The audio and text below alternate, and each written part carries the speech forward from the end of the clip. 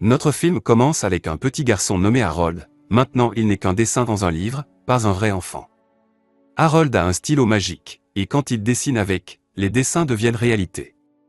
Et pour qu'il ne reste pas seul dans son monde, il a peint 2 amis à garder toujours avec lui, un cerf nommé Mousse et une autre sorte d'animal appelé Porcupine.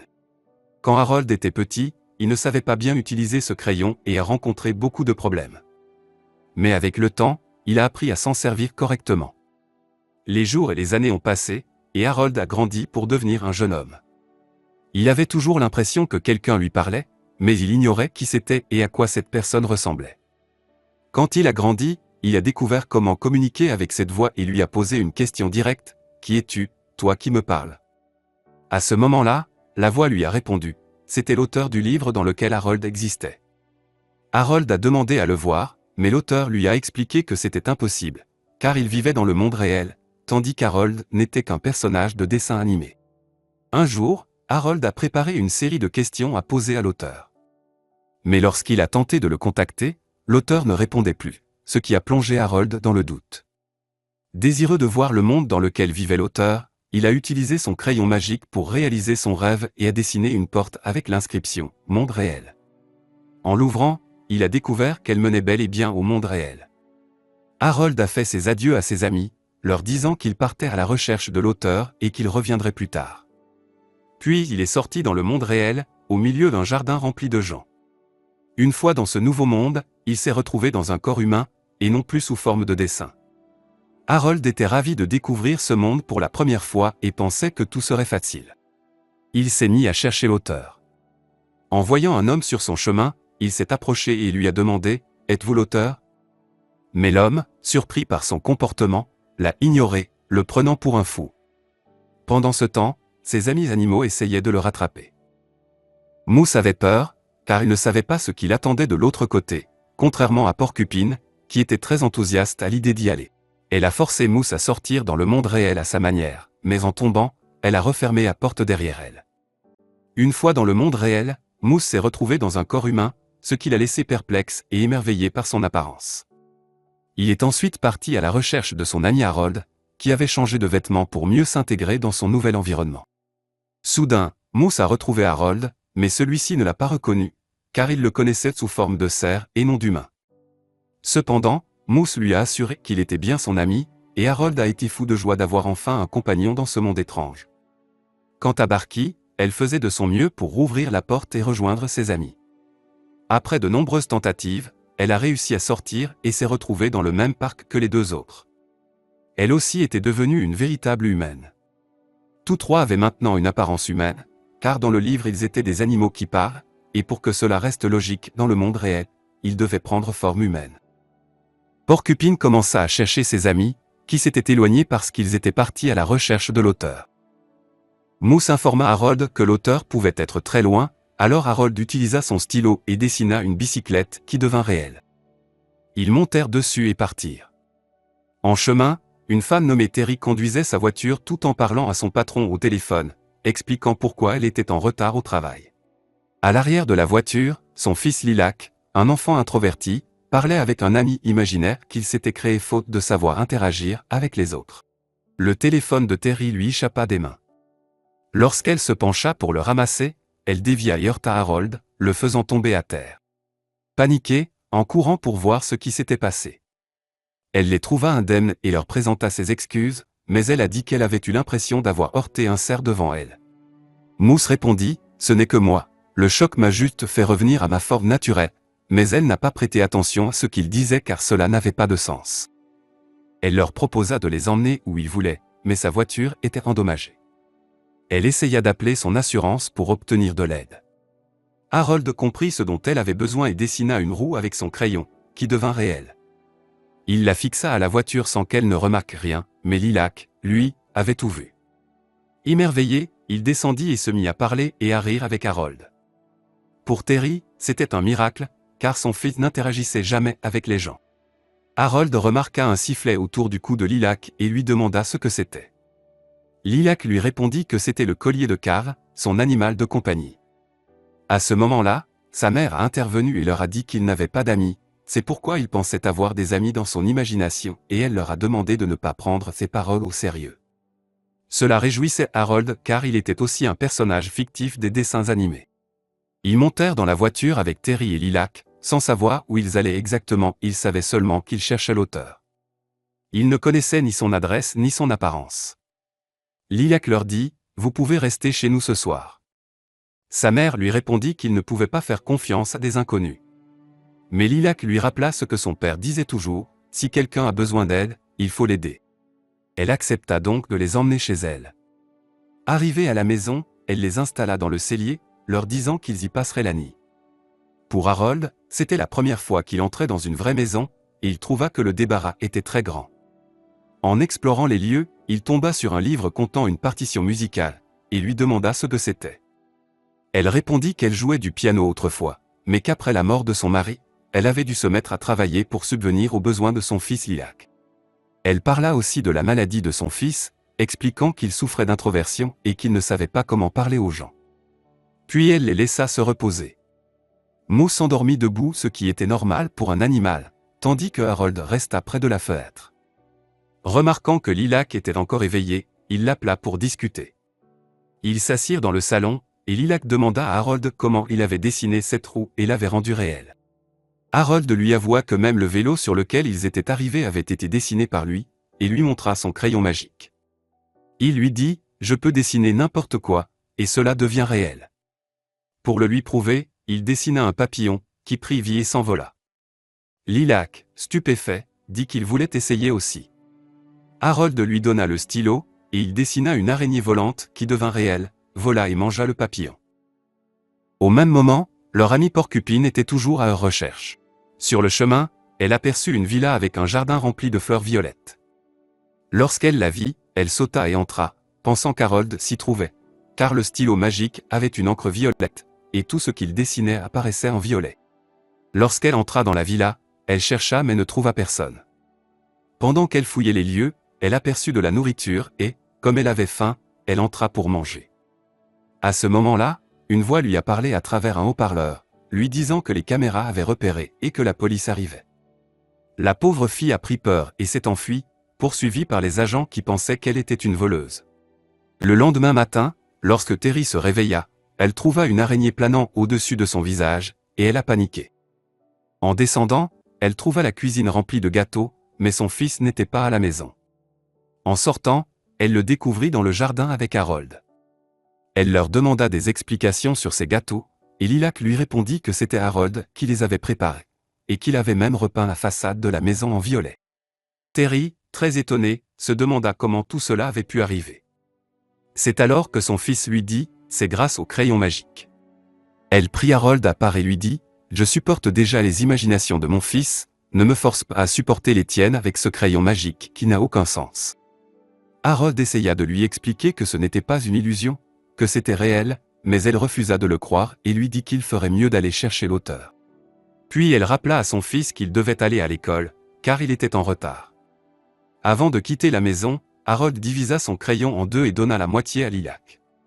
Une fois dehors, chacun prit son chemin, mais Lilac n'avait pas envie d'aller à l'école. Il revint sur ses pas pour suivre Harold et lui dit qu'il voulait rester avec lui pour chercher l'auteur et il était ravi d'avoir, lui aussi, un crayon magique.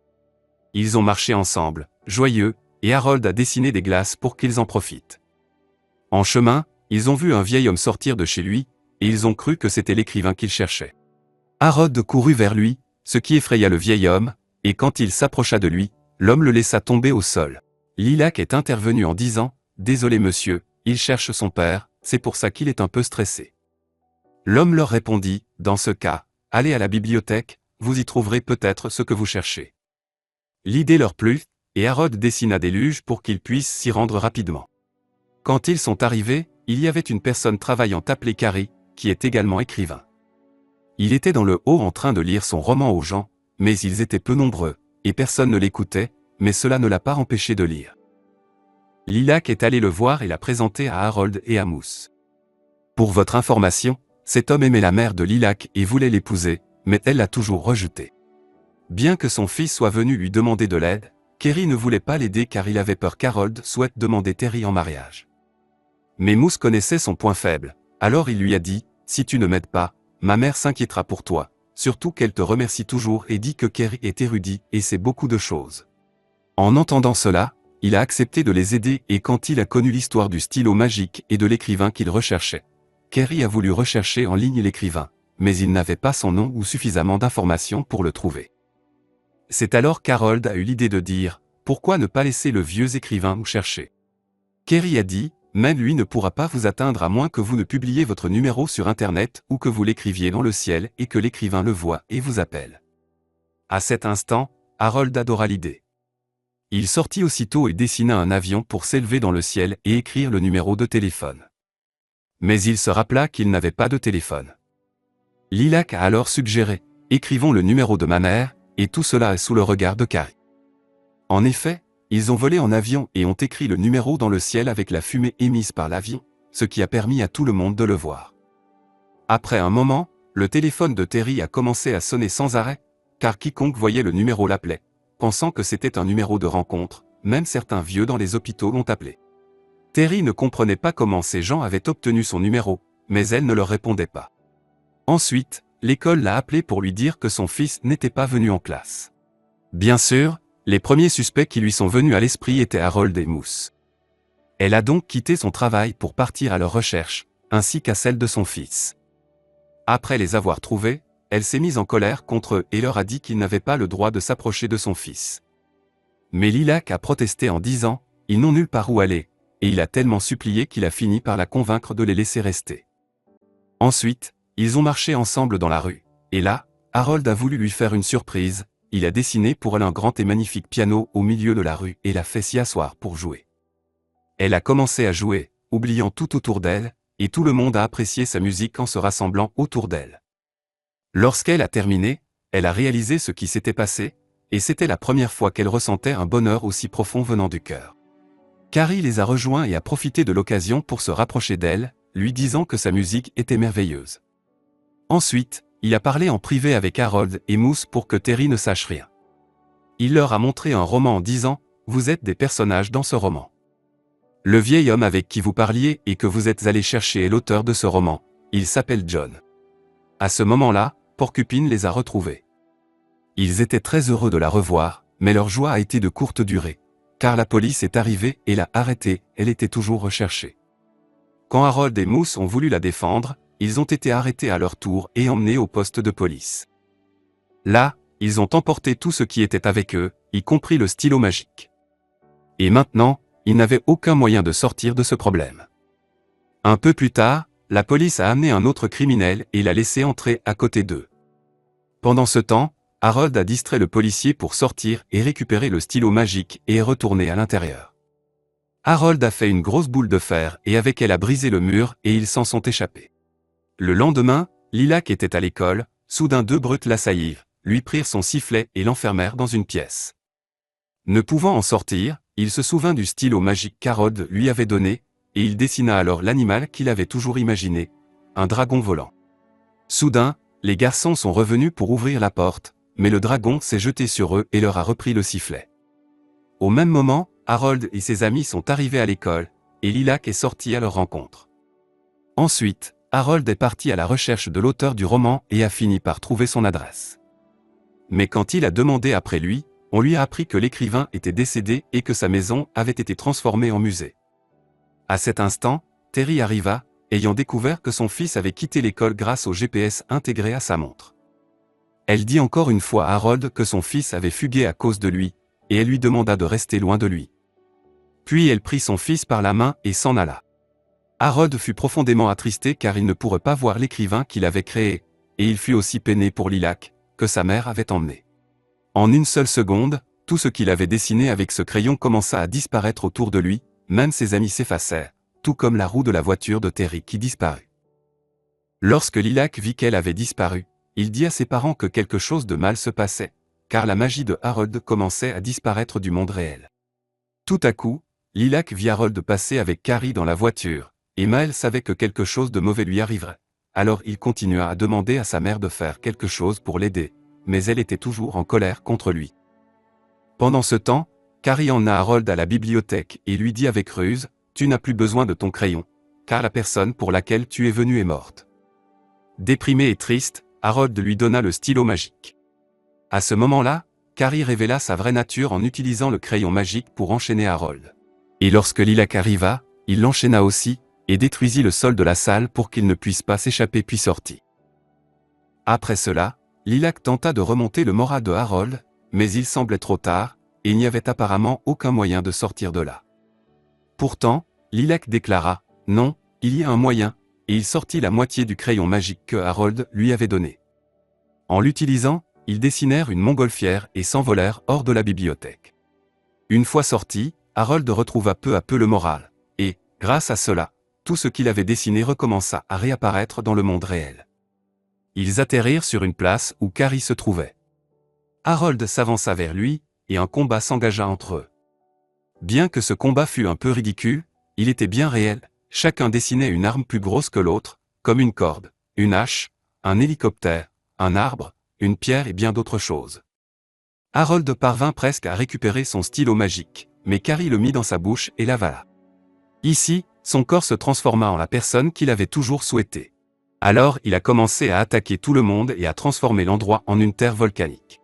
À ce moment-là, le crayon de Harold s'envola loin. En même temps, Terry arriva sur les lieux et vit le mal qui sortait de Carrie à tel point qu'il transforma cette cour en volcan. Alors il a commencé à attaquer tout le monde et à transformer l'endroit en une terre volcanique.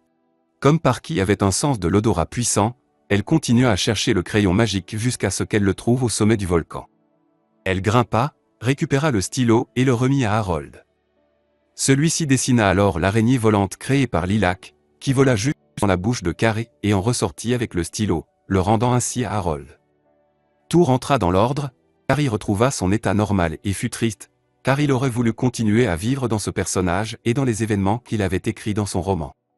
Touché, Harold dessina une porte et dit à Carrie, « Cette porte te permettra de retourner dans ton roman. » Carrie entra et referma la porte derrière lui, où il a rencontré Terry, qu'il avait écrit en tant qu'héroïne de son roman par amour pour elle. Par la suite, le dragon de Lilac brûla la porte pour empêcher Carrie de revenir dans le monde réel. Le lendemain, tout le monde est allé chez John, l'écrivain du roman, et a beaucoup admiré les dessins qu'il faisait. Là, la femme de l'écrivain John est arrivée et a donné à Harold un message de sa part, dans lequel il a écrit qu'il avait donné le stylo magique à Harold pour qu'il utilise son imagination et dessine lui-même son histoire. Après cela, Harold a dit au revoir à Lilac et Terry, car il devait retourner dans son monde. Ils dessinèrent une porte, la traversèrent et rentrèrent chez eux. Quant à Carrie, son histoire ne se déroula pas comme il le souhaitait. Il continua de chercher Terry jusqu'à l'épuisement. Quand il la retrouva et lui demanda sa main, un autre héros du roman arriva et l'emporta, car Terry ne l'avait jamais aimé, ni dans la réalité ni dans la fiction. Ainsi, Carrie perdit à la fois sa vie réelle et sa vie imaginaire. Fin de notre film. Nous espérons que ce résumé vous a plu. N'oubliez pas de regarder nos précédents résumés et abonnez-vous pour ne pas manquer les prochains.